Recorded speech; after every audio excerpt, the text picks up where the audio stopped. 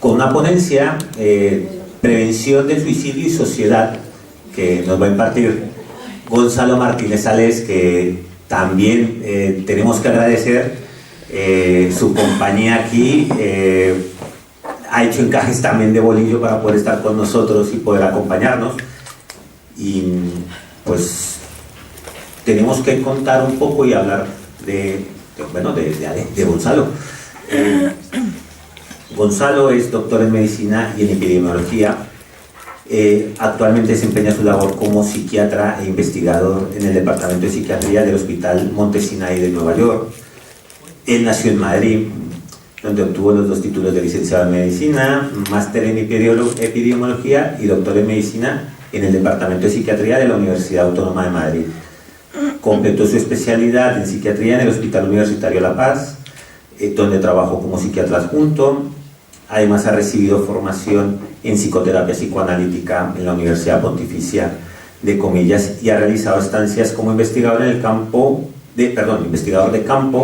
en Matagalpa, creo que se pronuncia así, de Nicaragua, así como en la Universidad de Michigan. Entre los años 2017 y 2021, Gonzalo estudió en la unidad de psiquiatría y de epidemiología de la Universidad de Columbia en Nueva York. Obtuvo los títulos de máster y doctor en epidemiología. Posteriormente, en 2022, se trasladó como becario postdoctoral al Laboratorio de Inferencia Causal de la Universidad de Harvard, en Boston. Desde 2003, como ya os he contado, combina su parte clínica con su parte investigativa en el Hospital Monte Sinaí. Su trabajo ha sido financiado de forma competitiva tanto por fondos estatales europeos como por fondos federales de Estados Unidos. Ha publicado más de 80 artículos en las principales revistas científicas internacionales en el campo de la medicina y la psiquiatría. Además es editor asociado del Diario Europeo de Psiquiatría y del Cambridge Prince en Salud Mental Global.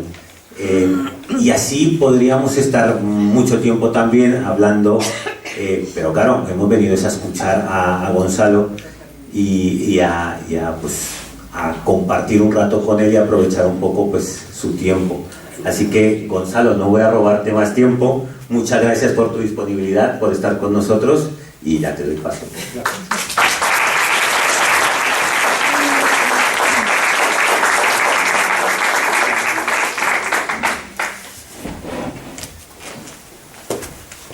Fenomenal. No los micrófonos. ¿Se oye con uno? Sí. ¿Sí lo pongo cerca? Vale. Un poco. Me pongo así.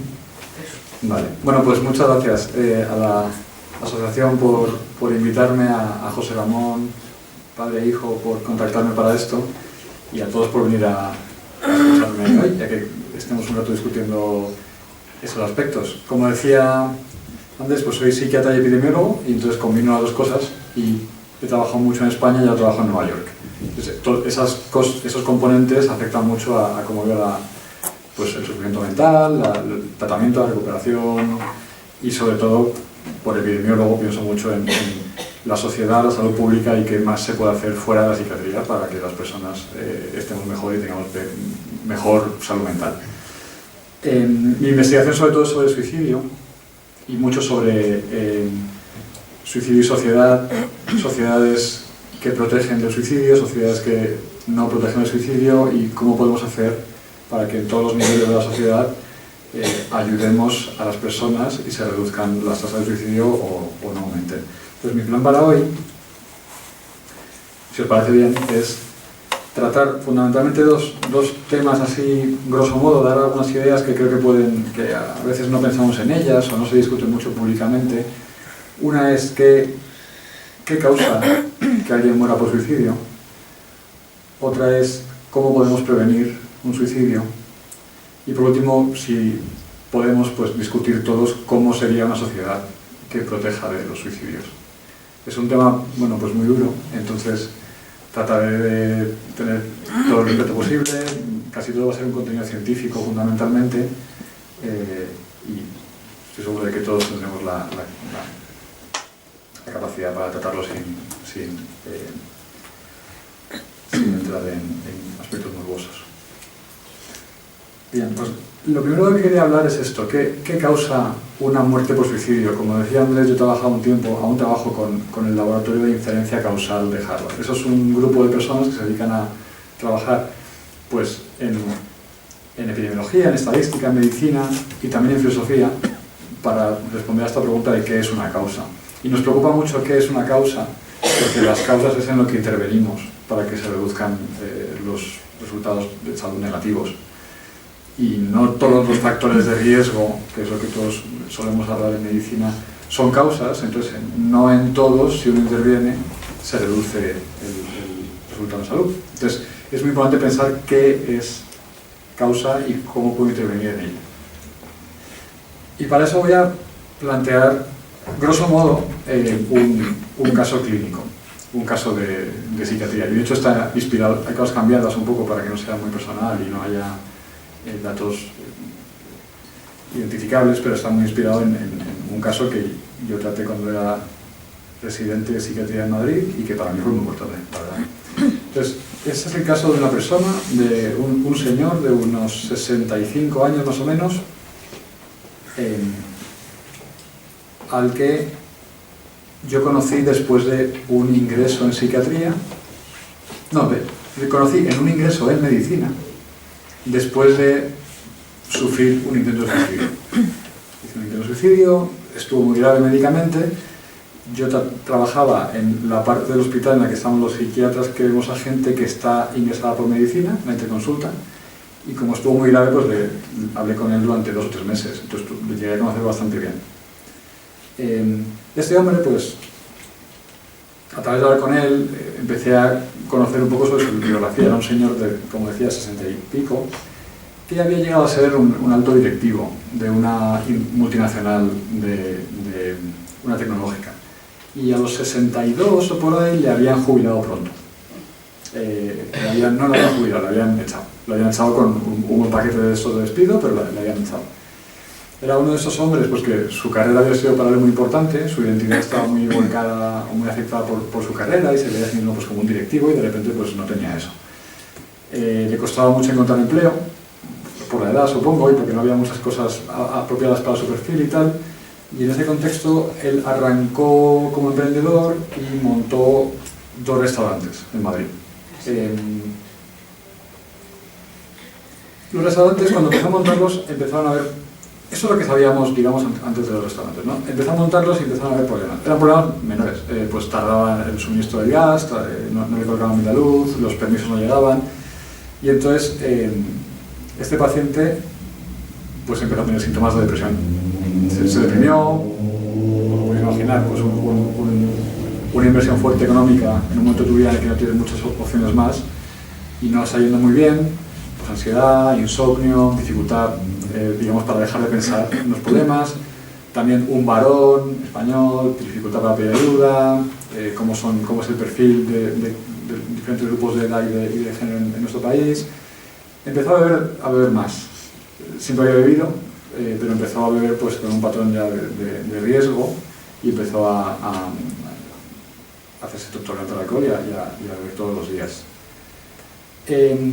Más cosas sobre él. Él tenía unos antecedentes familiares de una tía que había sido diagnosticada con trastorno bipolar en algún momento y de un familiar anterior que había muerto por suicidio. Y era una de esas muertes, esto en general en España la gente tiene esas experiencias, era una de esas muertes por suicidio que no estaba muy claro si era por suicidio, porque era un abuelo o algo así, y entonces, de esto que lo sabes pero no lo sabes, porque la gente de esto no hablaba mucho antes, ¿no?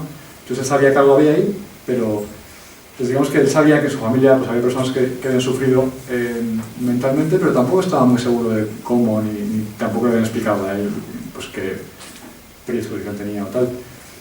En nuestras conversaciones surgió mucho la duda de si él mismo quizás podía ser diagnosticado con trastorno bipolar, porque pues, había trabajado muchísimo en su vida, con fases de estas de pues, un alto directivo, fases de no dormir, fases de estar metido en grandes operaciones, viajar mucho por el mundo, ser muy expansivo, de mucho éxito.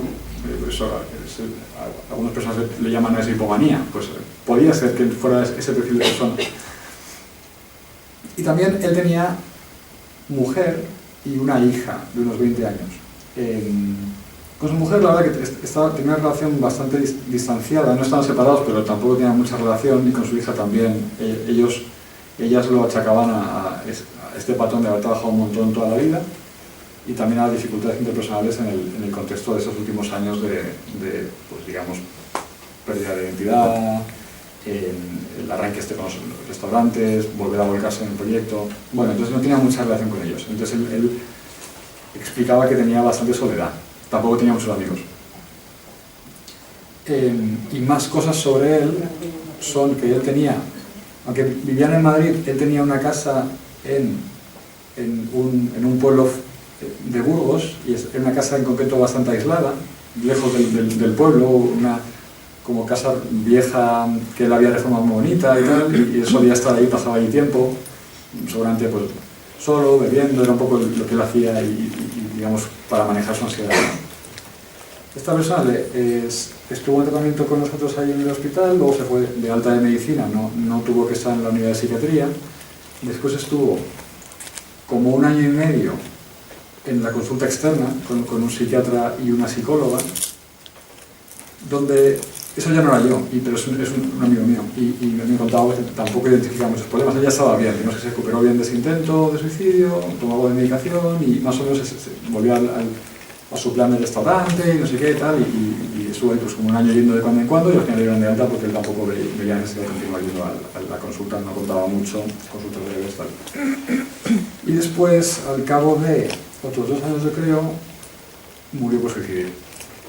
Es lo siguiente que subimos. Murió por suicidio, y ambos, tanto el intento inicial como lógicamente su muerte, fueron intentos de suicidio de muy alta letalidad, con cosas muy graves, y entonces la segunda vez murió. Y entonces, esos son solo algunas pinceladas de 5 minutos de su vida, hay mucho más, ¿no? Entonces, veo todo esto y yo pienso, ¿y de todo esto a qué le podemos llamar causa, a qué no llamamos causa? ¿Qué es una causa? Porque supongo que habréis oído muchas veces en el mundo de la psiquiatría hablar de no, pues el suicidio se asocia con... empiezan a decir cosas, ¿no? Pues estar deprimido, trastorno bipolar, consumo de sustancias, ser varón, ser mayor, no sé, estar solo. Los psiquiatras tendemos a identificar causas de la psiquiatría, porque son con las que estamos más cómodos, ¿no? Y las que pensamos que podemos tratar. Es muy interesante esto. Nos interesan las causas que podemos tratar. Los psiquiatras damos medicinas, entonces pensamos en todas las que se pueden dar con medicinas. En epidemiología, a una causa, consideramos que algo es una causa de un evento posterior si de no haber ocurrido la causa no habría pasado el evento. Esa es la definición, es una definición muy tautológica, viene del tiempo de Hume, viene de la filosofía, pero es con la que trabajamos a día de hoy. Puede que en el futuro cambie, pero es con la que trabajamos. Entonces yo, en la vida de este paciente, veía un montón de cosas que sin ellas no habría llegado a ese punto, posiblemente. Sin el despido, sin el consumo de alcohol, sin la soledad, sin esa deriva en su relación de pareja que tuvo, porque murió por suicidio en su casa de campo. Honestamente, sin la casa de campo, no habría estado solo. Había un montón de cosas que yo decía, son causas también, son parte de lo que ha hecho que esta persona al final muera. Y muchas de ellas son tratables o intervenibles. Quizá no por el psiquiatra no te va a poner un vecino al lado, pero la salud pública, que es muchas más cosas, sí que tiene herramientas para construir, y de ahí viene el nombre de mi charla y mi objetivo de hoy, para construir sociedades que protegen más o que protegen menos, según tengamos políticas que protegen más o que protegen menos. Entonces, quería empezar con este caso para pasar a un breve repasito de esta idea de la causalidad y continuar con la presentación. Decía, una causa de un evento es causa si de no haber ocurrido no habría pasado el evento, o habría pasado más tarde. Esa es la definición que utilizamos epidemiólogos. De ahí vienen estos 2 esquemas que voy a explicaros, porque creo que son muy interesantes para que sigamos desarrollando el marco desde el cual vamos a ver el suicidio hoy y su prevención. En la izquierda tenéis estos quesitos. Esto se llama el esquema de las causas suficientes, y lo desarrolló un señor que se llama Rothman en Estados Unidos. ¿Esto de qué va? Es un poco teórico, pero yo creo que todos lo podemos seguir. Esto va de que podemos considerar, podemos pensar teóricamente que para que algo ocurra, imaginaos una muerte por suicidio, a lo mejor existen un número limitado de posibles causas suficientes que van a causar, en este caso, suicidio. Aquí, por un esquema, tenemos 3, pueden ser muchas más, lógicamente, ¿no? Y cada causa suficiente está compuesta, a su vez, por un montón de causas insuficientes. Todas ellas, entonces imaginaos, por ejemplo, voy a poner algún ejemplo, ¿vale? Imaginaos que en la causa suficiente de suicidio 1, el factor E es tener un arma de fuego. El B a lo mejor es tener depresión, el B a lo mejor es tener problemas económicos, cosas que pensamos todas que pueden... Entonces, este esquema es muy útil para la salud pública porque lo que consideramos los epidemiólogos, la gente que trabaja en salud pública, es que hay que identificar cuál de estos quesitos es más fácil tocar y cuál de ellos es más relevante en cada sociedad. Por ejemplo, la causa suficiente 1, la de la izquierda, la que tiene el arma de fuego E, esa para España como país no es muy relevante, porque en España no tenemos una preponderancia de armas de fuego como en Estados Unidos, donde trabajo yo. Entonces, no es posiblemente la tarta causal, sé que hay áreas rurales donde hay más armas de fuego, pero no es la tarta causal que más nos preocupa. Entonces, cuando pensamos en por qué ha pasado algo, por qué alguien ha muerto por suicidio, yo creo que tenemos que pensar de todo lo que le ha pasado, de todo lo que creemos que de no haber ocurrido no habría habido suicidio. ¿Cuál era el que podíamos tocar? El psiquiatra, el psicólogo, el médico de familia, el trabajador social, el profesor, toda la gente que contacta con personas, ¿no? Y a la derecha tengo un esquema así general de algo que se llama en epidemiología en causalidad multinivel. Hay más nombres, pero sobre todo causalidad multinivel. Que eso es una reflexión también muy interesante y creo que es importante para pensar en el suicidio, que es que, aunque los médicos siempre piensan en el sujeto y sus factores de riesgo, sus causas, este bebe, este tiene trastorno bipolar, este le ha dejado la pareja, no sé qué.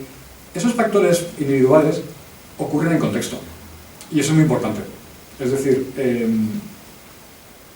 no es lo mismo vivir en un lugar en el que se bebe mucho que vivir en un lugar en el que se bebe poco. No es lo mismo vivir en un lugar en el que se accede a la vivienda que en un lugar en el que no se accede a la vivienda. Las personas vivimos en familias que están en barrios, que están en ciudades, que están en comunidades autónomas, en países. De hecho, hasta nuestras células están en órganos, que están en sistemas, que están en una persona. Hay un montón de niveles de causalidad cuando pasa para pensar en un resultado de salud mental. En concreto, en salud mental, consideramos muchos que los factores sociales son lo más importante que hay. Lo que más determina la salud mental o la falta de salud mental de una población es, a nivel contextual, cómo estamos construyendo, ¿no?, la sociedad y hasta qué punto estamos dando una sociedad que protege o una sociedad que pone en riesgo. Entonces, con esos dos puntos de vista en cuanto a causalidad, que son muy teóricos, pero yo creo que son útiles para tener un poco de campo común, vamos a continuar pensando en qué causa una muerte por suicidio. Cuando yo estudié la carrera y cuando yo estaba haciendo la residencia en España, me enseñaron esta gráfica, que es horrorosa, tiene muchas cosas, es muy difícil de seguir, pero le hará mucho sentido a la gente que ha estudiado psicología o a la gente que se ha preocupado en este problema, que es, a mí me enseñaron que la gente que muere por suicidio, pues, si seguís la gráfica, que ese es el eje del tiempo, esa gráfica tiene un montón de cosas, pero bueno, la gente que muere por suicidio, pues primero hay un momento en el que tiene pensamientos de muerte, pasivos, se le llama a veces en psiquiatría, tal, que luego a veces empieza a tener ideas de suicidio, entonces pasa de un estatus en el que piensa, pues igual mañana me gustaría no levantarme, a un momento en el que piensa, me quiero matar, y luego pasa a tener un plan. Eso es como yo lo estudié, y supongo que os sonará, ¿no? Os lo han contado.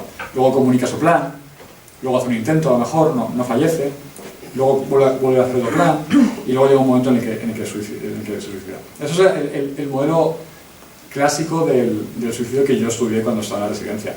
Y un montón de nuestra práctica clínica, en el caso de los psiquiatras al menos, está afectada por esto. Vamos al paciente y le decimos, ¿usted ha pensado en morir? Sí, pero ¿ha hecho un plan? No. Entonces los psiquiatras pensamos, entonces no estoy muy preocupado, porque eso es un clásico, eso es lo que nos enseñan en el trabajo clínico.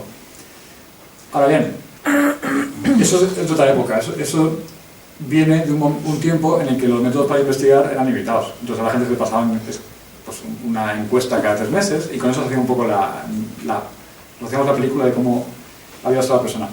En los últimos años, con los teléfonos móviles, podemos preguntarle a la gente cada día 10 veces. Y ahí investigamos de una forma en la que le preguntamos a la gente un montón de veces en el día cómo te encuentras, cómo salir de la suicida, un montón de... Le puedes preguntar miles de cosas, luego si le preguntas 1000 pues no te responde todas, pero le puedes preguntar mucho a la gente. Hemos encontrado una nueva ventana a entender realmente cómo ocurre esto en el mundo real, cómo las personas pasan por las diferentes fases. Y hemos encontrado una sorpresa, que es que la gente es súper inestable. O sea, pensamos cosas que cambian todo el tiempo, y esto pues os sonará, porque nos pasa con cualquier otra emoción o cualquier otro pensamiento. En el caso de la ideación suicida, hay un montón de estudios parecidos a este. Es un estudio de una cohorte de pacientes seguidos con mucho detalle. Estos son en Pittsburgh, y esa gráfica lo que muestra es, pues digamos, entre una observación y otra, que están separadas por unas 4 horas, ¿cómo funciona esto? Le mando un mensaje, responde, mando un mensaje, responde. Encontramos que un montón de personas de una hora a otra hora han tenido ideación suicida, y luego no, y luego sí, y luego no, y luego un poco, y luego mantenida, y luego no. Eso es lo que sabemos ahora, y eso cambia bastante el paradigma de cómo queremos prevenir. Veníamos de un mundo en el que decíamos, ¿usted ha pensado en morir? Sí. ¿Ha hecho un plan? No. Estoy más tranquilo, porque yo en mi cabeza pienso que tu lógica va a seguir esta gráfica. Ahora estamos en un mundo en el que sabemos que no. La mayor parte de gente cambia todo el tiempo. Hay momentos de crisis y momentos de estar mejor. Y ya está, y eso puede pasar en un mismo día. Y eso es, lógicamente, transversal a diagnósticos, a formas de ser, eso es una cosa que pasa mucho. Entonces, hay que replantearse cómo queremos prevenir que las personas mueran por suicidio, sabiendo que no podemos fiarnos de que vaya a estar estable esa idea pasiva sin plan. Eso no va a ser estable, eso va a cambiar. Nuestro planteamiento ahora es es que las personas tienen, digamos, características más o menos estables en el tiempo que determinan un riesgo basal, pensando solo en suicidio. Por ejemplo, pues sabemos que las personas con un familiar cercano que fallece por suicidio tienen un riesgo más elevado. Puede que sea porque comparten genética, puede que sea por el efecto psicológico de haber vivido esa muerte, una combinación, eso no lo sabemos. Pero sabemos que la gente que tiene familiares cercanos que han muerto por suicidio tiene un riesgo más elevado. Eso es lo que llamo aquí riesgo basal. Sabemos que la gente que tiene ciertos diagnósticos de salud mental tiene más riesgo, porque los estudios epidemiológicos lo demuestran, ¿no? Muchas personas con trastorno bipolar o con esquizofrenia fallecen por suicidio. Entonces hay que tener en cuenta que una persona con un diagnóstico como esos, asumiendo que va a ser estable, que es otra asunción diferente, pero si lo asumimos, tiene un riesgo más elevado. Una persona que ha tenido en su vida algún intento de suicidio tiene un riesgo más elevado. Todo eso le hace tener un riesgo basal más elevado. Es difícil ayudarlas, es difícil no ayudar, es difícil predecir basado en eso, porque no vas a tener a alguien vigilado toda la vida, porque su riesgo es elevado. Es una práctica que va en contra del desarrollo de las personas, de que la gente pueda trabajar y en definitiva mejorar. Entonces, no se puede hacer mucho en función de eso. También sabemos que luego ocurren cosas que hacen que una persona, incluso una persona de riesgo basal bajo, puedan atravesar una crisis suicida. Y sabemos, porque esto la literatura lo ha determinado muy bien en los últimos años, que para la mayor parte de pacientes, eso es muy importante, para la mayor parte de pacientes la crisis suicida es leve. Casi todas las personas que sobreviven a un intento grave, a un intento muy letal, explican que desde que empezaron a tener la idea hasta que lo hicieron pasaron 10 minutos. 10, 15 minutos, 5 minutos, eso es muy común. Y eso sí que casi todos los clínicos lo saben, porque te lo cuentan muchas veces en cortocircuitos, sin pensar mucho, brevemente. Es una idea para cómo prevenir, porque ya sabes cómo funciona esto en el mundo real. Entonces, hay factores que pueden precipitar que uno se meta en la crisis suicida. ¿Qué factores son? Lógicamente, interpersonales, digamos, por decirlo sencillamente, cualquier cosa que nos ponga en un punto en el que no hemos salido, ¿no? Una pérdida interpersonal, una situación económica muy complicada, una noticia muy mala de salud, todo eso nos pone de repente, dispara en un momento de crisis. Y esa crisis puede llevarnos a una conducta suicida, a realmente hacer un acto orientado a acabar con nuestra vida. Y ahí también hay oportunidades para la prevención. ¿Por qué? Porque no todas las conductas son iguales. Y esto, yo os lo cuento, por ejemplo, yo trabajo en Estados Unidos. En Estados Unidos la mitad de la gente que muere por suicidio lo hace con arma de fuego. Porque toda la gente tiene armas de fuego. En Nueva York no, pero en general hay muchísimas armas de fuego en Estados Unidos, ¿no? Y entonces, lógicamente, incluso si el riesgo basal es igual y la crisis es igual, al llegar a este punto, si una persona tiene una pistola, o si tiene, en lugar de una pistola, pues, por poner un ejemplo, un montón de medicación, un montón de benzodiazepinas, los fidales, pues en la pistola, si se pega un tiro, se mata. Y eso es así en el 95% de los casos. La persona que toma orfidales, de repente puede parar a mitad de camino de tomárselos, pedir ayuda justo después, arrepentirse, ir al hospital. Cambia, ¿ves? Puede, incluso si todo lo demás es igual, mucho riesgo, una crisis vital de narices, tal, ya en la forma de intentarlo, el método que se utiliza, puede marcar muchísimo el futuro. Y por cierto, la mayor parte de la gente que intenta suicidarse y sobrevive, no lo intenta de nuevo. Nunca más lo intenta. Eso es una... No sé si habéis enganchado antes de mitos y realidades. Mucha gente piensa que la gente la intenta mucho. Eso viene afectado porque los psiquiatras vemos a la misma gente todo el tiempo, entonces nos pensamos que esa gente es todo el mundo. Pero hay un montón de gente que hace un intento de suicidio, sobrevive y continúa su vida. Y se recupera y ya está. Entonces hay que pensar en cómo vamos a actuar en las causas, tanto del riesgo basal, en lo que no me voy a meter hoy, pero que básicamente consiste en cómo tratar todo aquello que es más o menos estable en la vida, pero que podemos ayudar a la persona y que va a reducir el riesgo basal, como las causas de una crisis suicida, que pasa de repente un día para que en cortocircuito la idea cristalice y yo me ponga a hacer pasos que pueden acabar con mi vida, tanto como en el propio acto suicida, cómo hacer que esos actos que la gente puede hacer sean menos letales, para favorecer que la gente sobreviva. Entonces, consiste en un poco tocar todas las diferentes piezas para intentar que haya el menor riesgo posible, que siempre va a existir, de que la persona fallezca.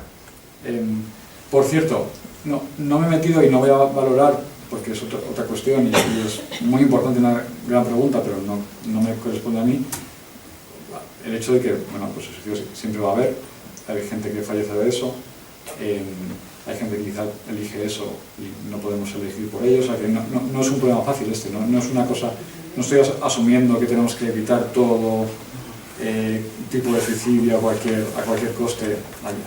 Eso es una pregunta filosófica fundamental. Estoy asumiendo que lo que queremos es intentar ayudar a que toda la gente que pueda ser, llega al punto, elija otra cosa, si es posible. Vale. A ver. Pues ya vamos a hablar un poco de las causas. ¿Cómo podemos prevenir un suicidio? Quería primero hablar de ese trabajo, es un proyecto nuestro de cuando yo estaba en Colombia, que a mí me encanta, porque fue muy original y porque me parece que puso sobre la mesa algo que la gente no solía discutir. En ese artículo teníamos a 50 mujeres diagnosticadas con depresión y que habían tenido un intento de suicidio al menos en su vida, y estaban siendo seguidas con un teléfono, o sea, por teléfono, durante una semana. Era al principio un estudio, luego se complicaba. Y esa semana se le preguntaba muchas veces al día muchas preguntas, de pues, escalas de depresión, lo que hace en investigación, ¿no? Y entonces, mi jefa de entonces, que es una figura súper importante del mundo del suicidio, ha fallecido ahora, pero que ha ampliado mucho, ha mejorado mucho creo, las campañas de prevención, se le ocurrió meter esas preguntas también, que era preguntarle a la gente, les preguntaban, en cada momento que le llegaba el mensajito, se le preguntaba si tenía ideación suicida, si estaba pensando en suicidarse en ese momento, y también se le preguntaba qué mecanismo de afrontamiento estaba utilizando, o cuáles de ellos, se le preguntaba varios. Entonces a ella se le ocurrió, porque esto no había mucha literatura previa, se le ocurrió preguntar estos 7. Entonces a la gente le preguntaban si estaba afrontando el problema a través de mantenerse ocupada, el primero, socializando, pensando en positivo, haciendo algo bueno para ti mismo, calmándote, no sé qué quiere decir eso, pero calmándote, tratando de encontrar perspectiva, o sentándote, o bueno, esperando hasta que se te pasen los pensamientos.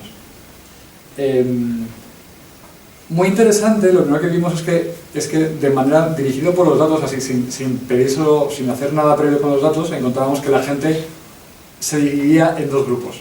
Unos que hacían las primeras 4 y otros que hacían las siguientes 3. O sea, hay gente que lo que hace con esa crisis es ocuparse, socializar, pensar en positivo y hacer algo bueno para ellos, y hay gente que trata de calmarse, trata de encontrar perspectiva y trata de sentarse o esperar a que se pasen los pensamientos.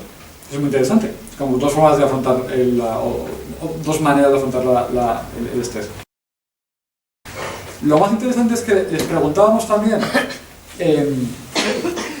si pensaban que lo que estaban haciendo era efectivo para reducir su ideación suicida, y decían que todo valía. Ellas, no está aquí en la gráfica, pero ellas opinaban, su perspectiva era que cualquiera de estas 7 cosas era útil para ellas. Pero cuando analizamos los datos para ver realmente quién en la siguiente toma de datos ha reducido su ideación suicida, o sea, a quién le ha funcionado el mecanismo, encontrábamos que solo funcionaban los primeros 4. O sea, solo funcionaban los de distracción. Y eso es muy importante, yo creo, porque dos cosas. Una, porque eso es lo que la gente hace. Y es importante que los que inventan o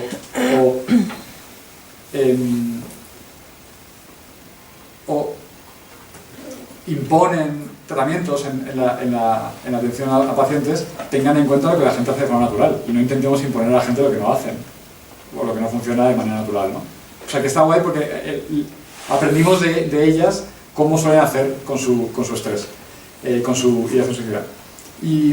Y segundo, porque en el mundo, esto puede sonar un poco, es un poco brocha gorda, pero en el mundo de la psiquiatría y la psicología a veces parece que distraerse es malo, o distraerse es poco elaborado como mecanismo de afrontamiento, y pues todo lo que suena como a atención plena, mindfulness y tal, es muy bueno, porque es pues más zen y más complejo y lo que sea. Y esto pues es posible que sea así para la gente que sabe hacerlo bien, pero el hecho es que en el mundo real la gente se distrae y funciona. Y os diré, a mí, a Bárbara, esta profesora mía, y a mí nos parecía muy intuitivo porque lo hacemos, yo lo hago bastante. Cuando estoy angustiado con un problema, pues trato como sea de apartarlo del medio. Y la forma, esto como son norteamericanos, pues muy anglosajones, meten cosas como mantenerme ocupado o hacer algo bueno para mí. En España lo lógico sería, más mediterráneo, es socializar. Es lo que hacemos todo el tiempo. Buscar a alguien para contarle tu vida. Puede ser contarle que estás mal o puede ser sencillamente estar con alguien. Entonces, de este estudio y de esta rama de pensamiento que propone que en momentos de crisis, y de nuevo, pues sí, no hablamos de riesgo basal, no hablamos de la depresión o de... Esas son cosas más complicadas de tratar. Hablamos de, en un momento de crisis, ¿qué hacemos? ¿Te decimos que te pongas a esperar que se te pase? ¿O te decimos haz distracción como sea? Que pase, o sea, haz lo que sea para mantenerte a salvo hasta que pase esta crisis, porque sabemos que para mucha gente es breve. Y luego ya veremos qué se hace, ¿no? Pero primero, mantente a salvo, no hagas una acción de la que te vas a arrepentir y busca que alguien te ayude porque tú solo en este momento no puedes, porque es un momento de mucha crisis. Entonces, de este pensamiento nace el plan de seguridad. No sé si la gente de aquí lo conoce.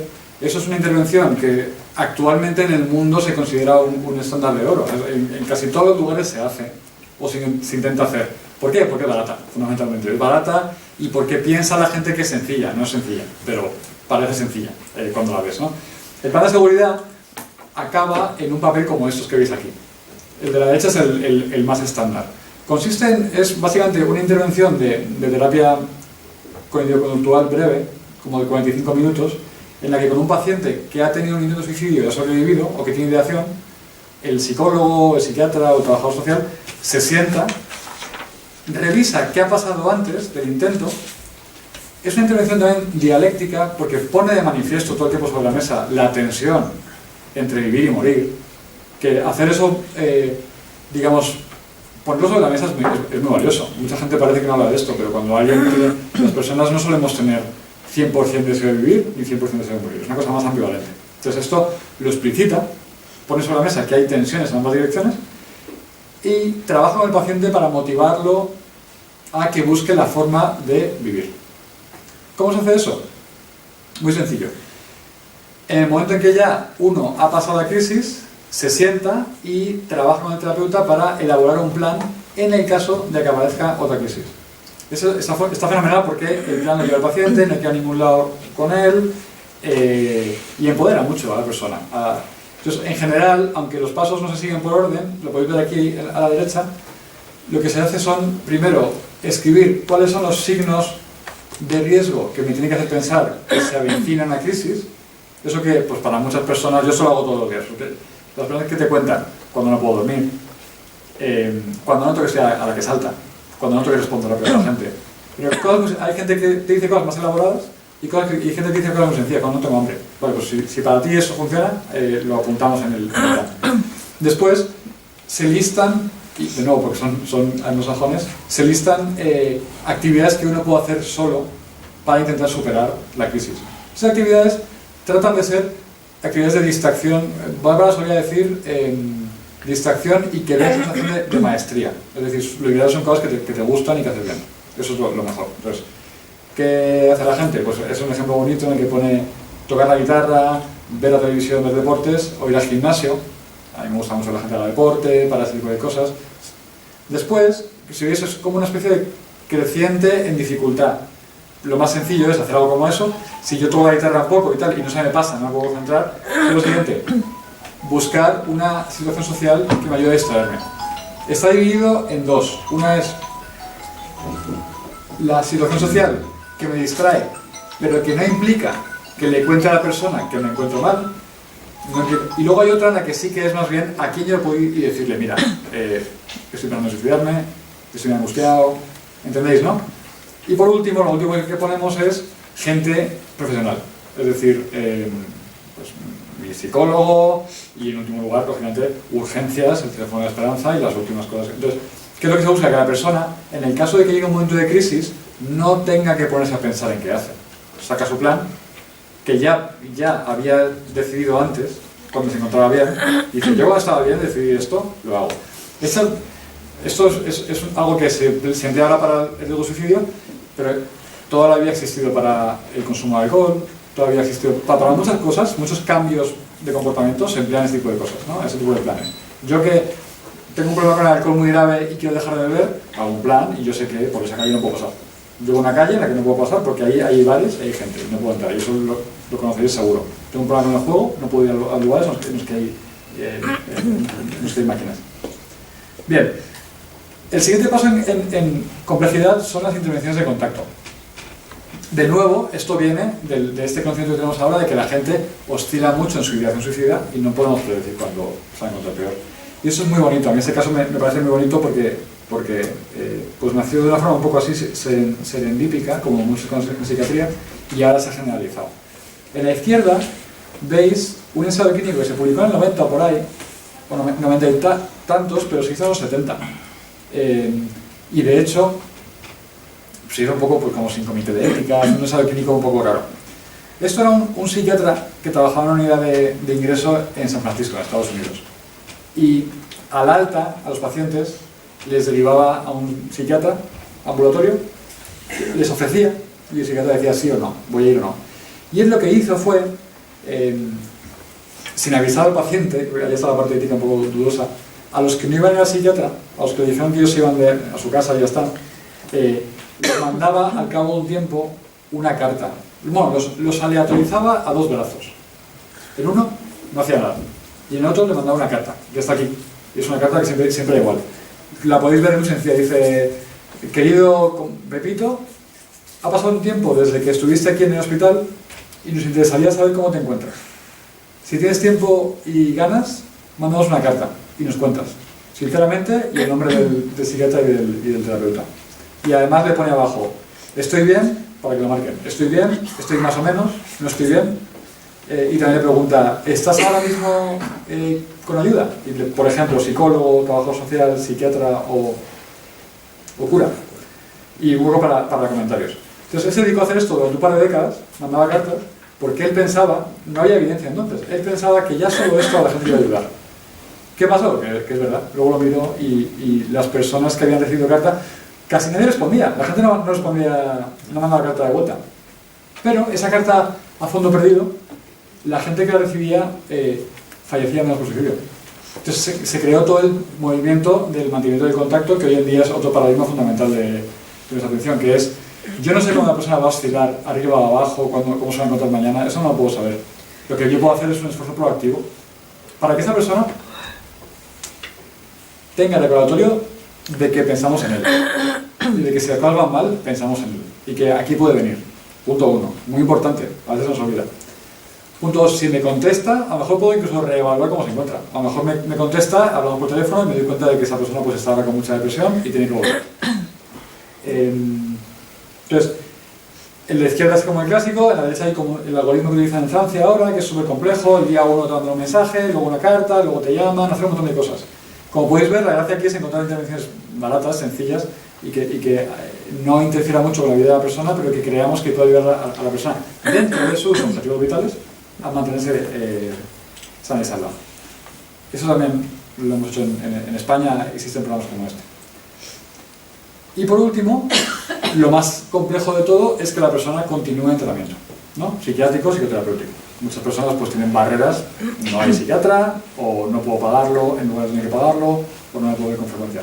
Un par de estudios importantes sobre esto y que me conectan un poco con la salud pública.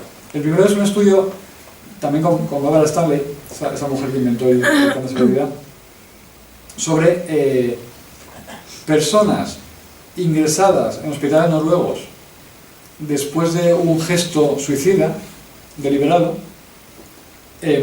Compara de aquellas que fueron derivadas al psiquiatra, las que fueron y las que no.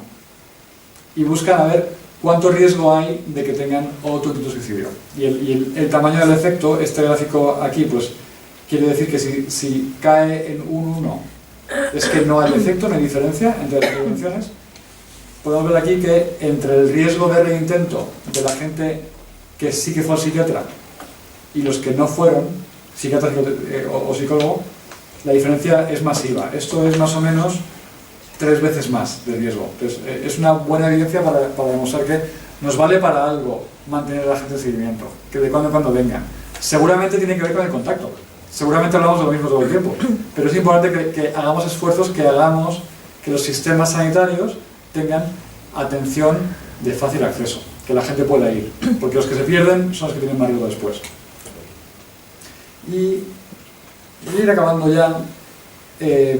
Hablaba antes de cómo las personas con riesgo de suicidio, pues por ejemplo en el estudio que he mostrado al principio, nos han enseñado cómo trabajan para mantenerse a salvo, y desde ahí podemos desarrollar un montón de intervenciones no basadas en mi pensamiento, sino en la experiencia de esas personas. Y a mí me encanta también hablar de todo el mundo que existe fuera de la psiquiatría, psicología, en el mundo del apoyo mutuo, asociaciones, etc. En Estados Unidos tiene mucha importancia, se habla mucho de esto, y ahora hablaremos en la discusión, si queréis, sobre si aquí hay algo parecido, sobre el mundo de las alternativas al suicidio. ¿De qué va esto? Bueno, muchos pacientes tienen la experiencia de que llegan al psicólogo o al psiquiatra y le cuentan, mira, estoy pensando en matarme, o ese día me ha pasado por la cabeza, y le ingresan en el hospital. Entonces, eso es una forma, para mucha gente el ingreso es un momento muy difícil, luego se dan de alta, y lo que han aprendido es a no compartir eso, porque van a perder la autonomía cuando lo comparten. Y esto yo no tengo una opinión formada, es un problema complejo porque queremos seguridad, pero queremos autonomía. Entonces, a mí me gusta mucho el texto de esta periodista, en el que explica, y está fenomenal, explica: en mi última cuenta me he querido morir más de 7.300 días de mi vida. De esos he pasado 6 en un hospital psiquiátrico. Y a mí eso me ayuda un montón. Leer esto me ayuda un montón a pensar cuando hay un paciente delante, porque muchas personas tienen ideación muchas veces. Muchas personas viven con ideación. Viven con objetivos vitales, con planes, con alegrías y con ideación.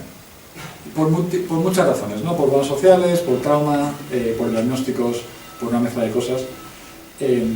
Y existe el mundo de las alternativas al suicidio, que son grupos de apoyo mutuo en los que se puede hablar de eso. Se puede hablar sin riesgo de que te ingresen, sin riesgo de que coarten tu libertad a cambio de mantenerte seguro. Y creo que, bueno, pues esa aproximación, a veces, el problema es quién comparte el riesgo, ¿no? Pero a veces quitarle a alguien la libertad va a dificultar mucho que se recupere. Y entonces como dificulto que te recuperes, no sé si te ayudo a corto plazo y te dificulto la vida a largo plazo, ¿no? Y es una tensión que los izquierdas tenemos ahí por el tema legal. En Estados Unidos son súper legalistas, estamos todo el día con eso. Pero esas aproximaciones son un poco más, pues mira, vamos a correr el riesgo de que continúes hablando de esto sin quitarte la libertad, porque en ese contexto también tú puedes seguir trabajando con tu familia, queriendo a la gente, disfrutando, haciendo todo lo demás que te da alegría, y en ese proceso seguramente tu recuperación tenga un poco más de sentido a nivel biográfico. Yo lo quería traer porque es como otro ejemplo de todo lo que todo lo que aprendemos de las personas que no son profesionales per se, pero que son los profesionales de esto, ¿no? Porque tienen la experiencia de vida. Vale, y como ya me ha quedado sin tiempo, voy a decir algo más importante, en muchos más diapos. Esta me gusta mucho y con eso debemos acabar. Desde el punto de vista de la salud pública, una de las cosas más importantes que podemos hacer es tratar el suicidio con mucha precaución, con mucho respeto. Y este es un ejemplo que es sangrante y por eso me gusta ponerlo. Recordaréis que falleció Robin Williams, murió por suicidio, tenía muchos problemas de diferente tipo, se habla mucho de una demencia que tenía al final, y a la izquierda veis un tabloide real en el que el título es ahorcado. Eso es para el periódico, lógicamente, ahorcado. Y explican, Robin se ató un cinturón en el cuello. La mujer dormía en otra habitación. Se cortó la muñeca. Se acababa de ir de un programa de rehabilitación de uso de sustancias. Es súper fuerte. Es muy respetuoso para Robin Williams, lógicamente, y para su familia, y para cualquier persona que está con ideas de ese tipo. Eso no va a ayudar. Entonces, esto me gustó mucho, que una compañera mía de Estados Unidos lo había tratado como de editar y mostraba cómo debería ser un titular, ¿no? Con Robin hizo a millones reír, a veces era buenísimo en roles dramáticos, parecía un buen tío, lo pasó mal como mucha gente. Y eso, no quitando hierro a todos esos factores. Entonces, pues volviendo a lo que decía justo al comenzar la charla, la importancia de tratar con mucho cuidado y respeto una cosa que, por otro lado, el suicidio el suicidio creo que nos toca a todos. Es muy complicado encontrar a alguien que no tenga a nadie cercano, o el mismo que no ha pasado por una crisis suicida, o alguien que ha fallecido por suicidio. Entonces, tener cuidado con lo que se dice y pensar empáticamente en el mensaje nos va a ayudar a todos como sociedad. No me ha quedado mucho más porque lo que quería era que pasemos a una conversación. Esta es la discusión que quería tener con todos, que era, con lo que hemos hablado ahora y con lo que pensáis, ¿cómo queréis que podamos construir una sociedad que proteja el suicidio?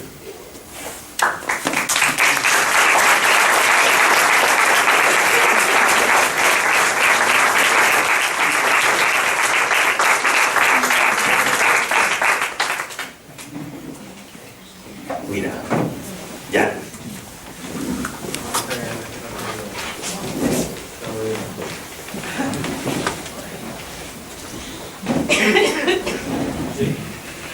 Bien, buenas tardes. Mi nombre es Fernando. Aquí, por suerte, tengo dos personas que conocen mi vida, Elena y Andrés. Y mi pregunta es, ¿por qué cuando te diagnostican una enfermedad que se supone que es progresiva y no tiene cura ni medicamentos, ¿por qué no te ponen, hablo aquí en España porque ya se habla muy bien de lo que hacéis vosotros, ¿por qué no te ponen aquí un apoyo para que tú no intentes, para que tu cabecita no rule, a ver, con el rum de un suicidio? Yo llevo 34 años aproximadamente, tenía 44, cuando me diagnostican una miopatía muscular, ¿sabes de qué va? 34 años después, hace 4 días, me entero que no tengo esa enfermedad. Ahora mismo. Estoy haciendo resonancias y de cabeza, de espalda. Ahora me mandan a hacer una electromiograma que también me hicieron en sus tiempos. Y lo único que tengo es mucha artrosis y las cervicales, bueno, como una carretera así, ¿no? no vamos a entrar en más detalles. ¿Por qué no se me puso, hablo de mi caso, cuando me dijo a mí el neurólogo, no tienes esta enfermedad que es progresiva, terminarás en silla de ruedas, un apoyo psicológico o psiquiátrico, como sea, para que yo no llegue a que mi cabecita esté run, muchos años he estado con el run de suicidarme, muchos, pero hablo en serio, y hablo en muchos sitios. Y yo doy las gracias el día que a mí tropecé por casualidad con esta asociación, que es la que me sacó adelante. Aquí tengo una persona, Elena, que me ayudó mucho. Cuando ella se marchó me ayudó Andrés, que me ayudó mucho. Hoy me están quitando la medicación el psiquiatra, me está quitando la medicación poco a poco. Y mi pregunta también es la siguiente: ¿por qué cuando ya te da de alta el psiquiatra no te dice que te ha quitado la medicación poco a poco? Simplemente es porque no tenemos una ayuda. Cuando a una persona dicen que tiene un cáncer terminal, un apoyo psicológico para que esa persona pueda llevarlo hasta que termine sus días o lo que sea. Muchas gracias. Un acompañamiento es lo que necesitamos las personas. Yo hablo de mi caso, pero puede haber aquí casos de que le han diagnosticado un cáncer o un útero, donde sea. Y gracias que tropecé, eso lo digo y lo diré siempre, con ASAM, porque la Seguridad Social me vio una vez el psicólogo. El psiquiatra sí. Iba, le contabas tu vida, te da la medicación y a correr, ni más. Te tienes que buscar la vida por tu cuenta. O sea, que si no hubiera asociación en esta, pues no tendríamos un apoyo. Y sé que si algún día necesito un apoyo, como yo otra vez con un Andrés o que muchas gracias a ti por tu intervención.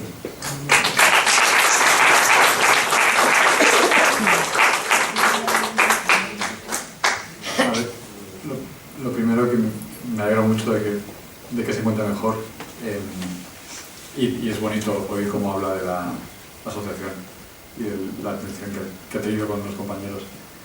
Yo estoy de acuerdo con usted y estamos, creo que todos de acuerdo con usted. De hecho, si pensamos en crisis que pueden llevar a la suicida, hay pocas cosas como los diagnósticos médicos fuertes.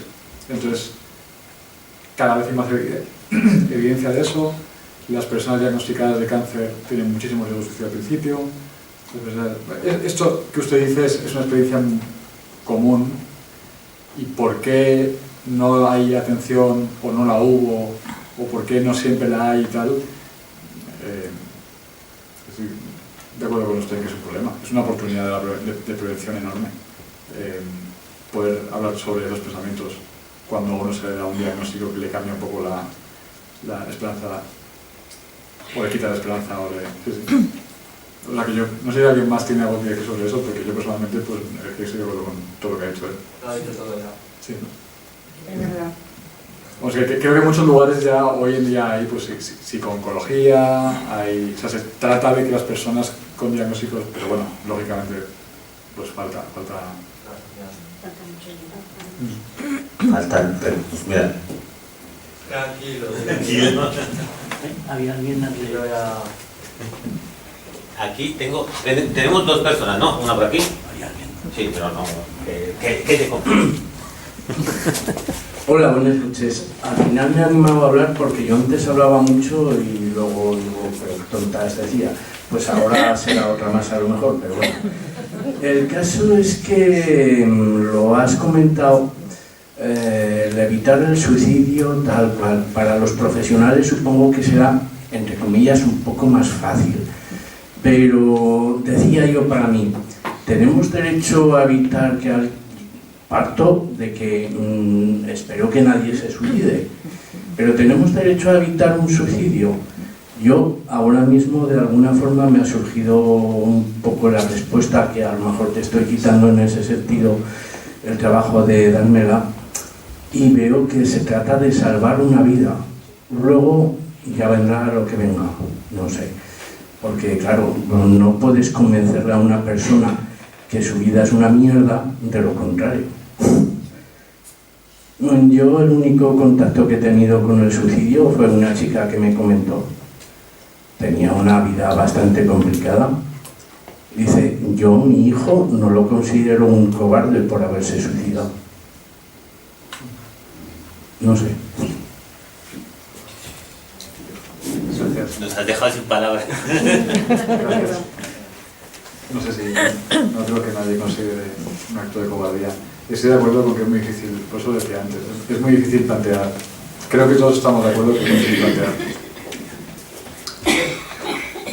la evitación del suicidio así, porque sí, a mí me gusta pensar que lo que planteamos y por eso las intervenciones que traigo son intervenciones que yo creo que tratan de ser poco intrusivas, tratan de identificar muy claro qué es lo que no está funcionando para ver qué más ayuda la sociedad tiene que darnos para que eso funcione.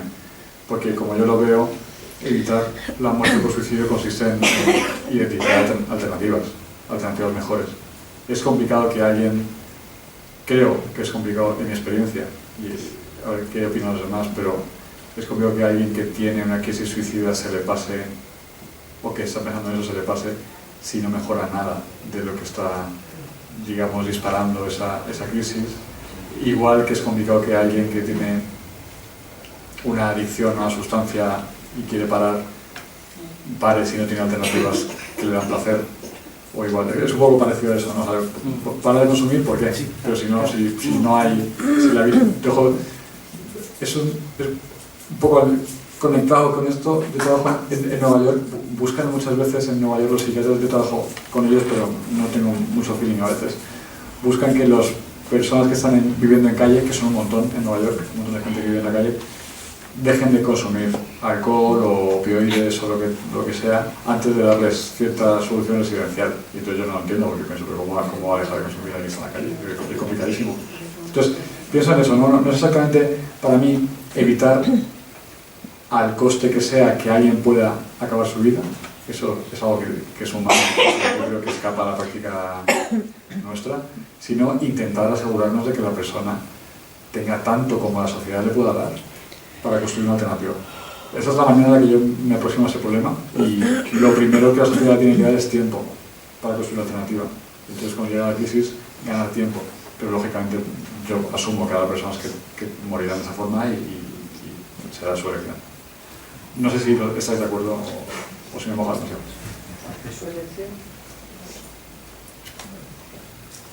Intentar construir una alternativa para que no sea esa la elección, pero sí, dentro de los límites de que las personas quieren. Y por ejemplo, en esa línea, como devolverte un poco la pregunta de preguntarte cómo tiene que ser una sociedad que proteja del suicidio, o las medidas, por ejemplo, que nos planteabas, que parece que tienen un impacto en la prevención del suicidio, como el plan de seguridad o el contacto aumentado, son una intervención que se hace en la clínica habitualmente, pero si, no sé, te contrataran un ministerio, no sé cuál, si elegirías uno, o si hay alguna idea sobre si sabemos algo que se podría hacer, por ejemplo, aquí en nuestro país, que no valga mucho dinero, por ejemplo, como estas intervenciones que no suponen un gasto, bueno, que se pueden implementar con lo que tenemos en el Sistema Nacional de Salud, en las comunidades. Si hay algo, no sé, ¿qué recomendarías o qué recomendación darías a, no sé, a un gobierno, por ejemplo, aquí? No valga dinero, no tengo ni idea. Bueno, que no valga dinero, que no valga tanto dinero, que se pudiera implementar, si sabes. Podemos pensar en, igual que las personas tenemos riesgos basales y luego momentos de crisis, las sociedades tienen riesgos basales y momentos de crisis. Y entonces, por ejemplo, cuando empezó la pandemia en España, a nivel mundial, vamos, hubo lugares en el mundo como España, aquí en naranja, o México, donde la tasa de suicidio aumentó durante los meses posteriores a comenzar la pandemia. En muchos lugares del mundo, como Estados Unidos, que no es ejemplo de muchas cosas en general, pero en Estados Unidos la tasa de suicidio bajó. Cuando la pandemia empezó, en España tuvimos estuvimos aislados en casa un montón de tiempo y la hostelería se fue tuvo dificultades y tal. En Estados Unidos, desde que empezó la pandemia hasta diciembre de ese año, del 20, mandaron 3 cheques de estímulo económico, cada uno de unos $1.700 o por ahí, a cada persona del país. A mucha gente que no tenía derechos lo mandaron, luego ya te lo quitaban, pero a todo el mundo, lo primero que hizo aquella administración, que en ese caso era la del presidente Trump, eso es lo que es. Pero aquí no sé quién le recomendó esto, pero empezó la pandemia y mandaron cheques a la gente. Yo creo que eso fue una intervención de salud pública, que es algo... Entonces, en un momento de crisis, en el que venía una crisis gorda, en el que la gente iba a tener un montón de dificultad económica, no todo el mundo, pero mucha gente, se aseguraron de que si esos $1.000 y pico cada 2 o 3 meses son lo que te va a cambiar la vida, también Estados Unidos puso una moratoria para hacer ilegales los desahucios y para prolongar los alquileres durante un año sin contrato. No me acuerdo que España hizo algo parecido. Hay como medidas que en un momento en el que ves que viene una crisis, igual que en un sujeto viene cuando pasa algo que le quita la esperanza, a nivel social lo puedes ver, que viene en este caso muy claro, pero bueno, parecidas. Hay medidas que la sociedad puede hacer proactivamente para proteger o que puede no hacer y desproteger. Mira, tenía otra diapo sobre esto. En España, cuando ocurrió la crisis económica de 2008 al 2014, fue una crisis bastante larga, no sé si aún seguimos en ella, pero bueno, la parte gorda de la crisis, cuando pasó, solían decir, hubo mucho debate en la literatura científica sobre si había aumentado o no el suicidio. Bien, en este paper lo que enseñamos, que estuvo muy bien, yo creo, fue que entre la gente que había nacido en España no hubo una cosa llamativa, en torno al 2008, 9, 10, quizá del 10 al 11 hubo un pico, pero no hubo una cosa muy llamativa. Pero las personas que habían nacido fuera, los inmigrantes de España, que tenían tendencias que iban bajando y bajando y bajando y bajando, en el 2010 hicieron una inflexión y tiraron para arriba. Y fue así. Y coincidió, si os acordáis, con que a finales de 2009 España interrumpió la atención sanitaria a personas ilegales. Hasta hace no mucho. Salvo la urgencia, ¿os acordáis de eso? Hubo un momento en el que España dejó de tener sistema sanitario universal. Pues yo creo que eso fue, por ejemplo, eso se graba lo más, pero fue una medida torpe. En un momento de mucho riesgo social de las personas, quitarle, para lo que valga, pero quitarle a la gente la posibilidad de ir a salud mental o atención de ginecología o atención de enfermedades crónicas, pues, quizás tuvo que ver con poner a la gente inmigrante en España en un punto de riesgo en el que no estaba antes. Entonces, yo diría, hay más formas, y quiero oír las ideas de la gente, pero como sociedad, si vemos que hay un momento de crisis, tenemos que intentar pensar en cuántas cosas, desahucios, atención sanitaria, atención de urgencias, protección de la educación, protección de lo más básico, ¿no? ¿Cuántas podemos brindar para intentar que la gente no se vea abocada a situaciones de mucha desesperanza? Ya digo, donde uno no ve salida, que es donde realmente aumenta mucho el riesgo de suicidios. Yo tengo que ser el malo de la película, disculpadme, pero como veis tenemos un tema tan interesante y nos ha pasado en experiencias anteriores que también es un tema que llama a la reflexión.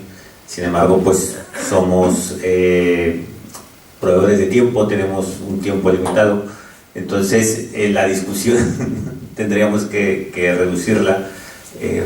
No sé si te gustaría concluir con algo, Gonzalo, algún mensaje así para cerrar.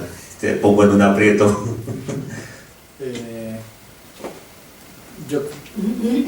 Bueno, me animo ya que estamos. Lo más importante para las personas que creo que es importante, para las personas que pasan crisis suicidas, para las familias de la gente que pasa crisis suicidas, es lo que decía al principio, de que la mayor parte de la gente se recupera. Y es muy importante porque a veces uno puede perder la esperanza a mitad del camino. Y la mayor parte de la gente, mucha gente vive vidas plenas con idea de suicidio, y eso los psiquiatras a veces parece que no queremos entenderlo, pero mucha gente vive vidas plenas con idea de suicidio, igual que con muchos síntomas de psiquiatría, ¿no? Pero no tiene nada que ver con su plenitud. Y mucha gente pues, lo recupera, y el proceso de recuperación de cada uno es muy personal, y cada persona se recupera de una forma diferente, y eso hay que respetarlo.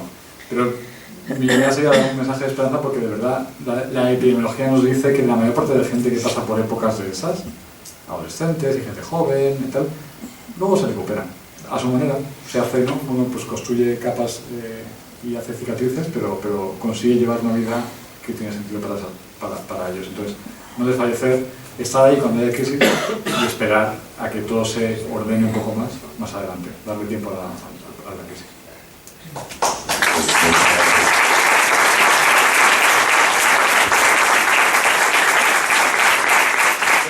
Bueno, muchas gracias por estar aquí hoy con nosotros y estar dedicándonos este tiempo, un poquillo de reflexión. Y mañana os invitamos a la conferencia final, que hablaremos también de los trastornos de conducta alimentaria y un poco también de cómo apoyar y cómo prevenirlos. Muchas gracias.